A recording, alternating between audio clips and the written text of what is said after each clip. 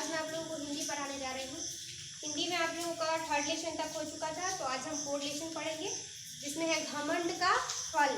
तो उस कहानी को पढ़ने से पहले हम उसके शब्दार्थ को देख लेते हैं। मुसीबत परेशानी, पर्वत पहाड़, बड़ाई प्रशंसा, निडर बिना डर के, बुजुर्ग बड़े बूढ़े, घमंड अभिमान,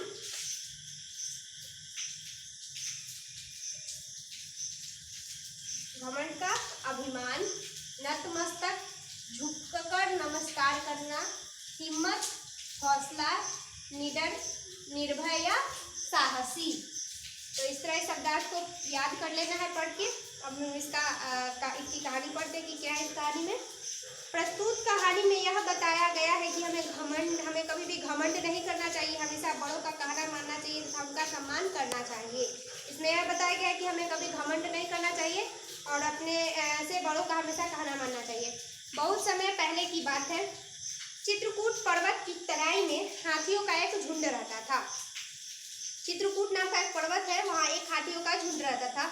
उस झुंड का सरदार अन्य हाथियों की तुलना में अधिक शक्तिशाली और बड़ा था। उस झुंड का एक सरदार था, वह सभी हाथियों की तुलना में अधिक शक्तिशाली और बहुत बड़ा था।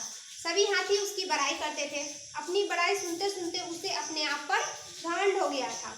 जहाँ यह झुंड रहता था वहीं पास में एक सुंदर नदी थी, उसमें एक बलशाली मगरमच्छ भी रहता था।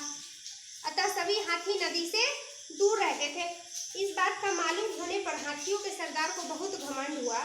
उसने सभी हाथियों से कहा, तुम सभी निडर होकर नहाओ, लेकिन कई अन्य हाथियों ने मना कर दिया। एक दिन घमंड में चूर वह सरदार अकेला गहरे पानी में चला गया। अन्य हाथी भी किनारे नहा रहे थे। इसी प्रकार कई दिनों तक उनका नहाना चलता रहा। एक दिन एक बुजुर्ग हाथी ने सरदार एवं अन्य हाथियों को काफी समझाया।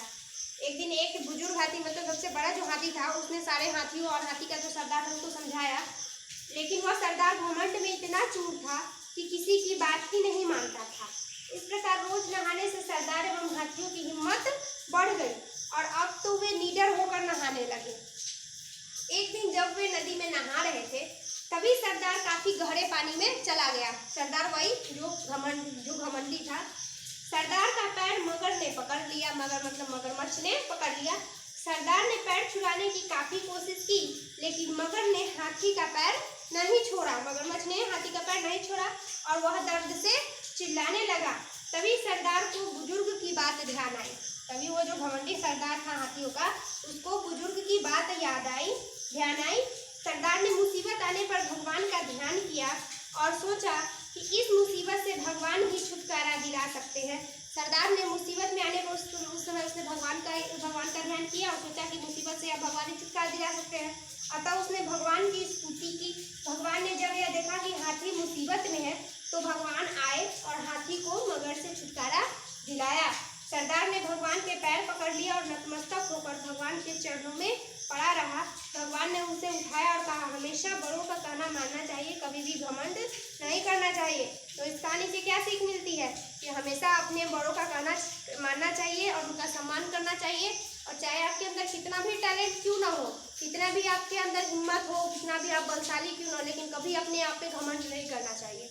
तो इस तरह आपको इस चैप्टर को इसको रीडिंग डालना है खुद से।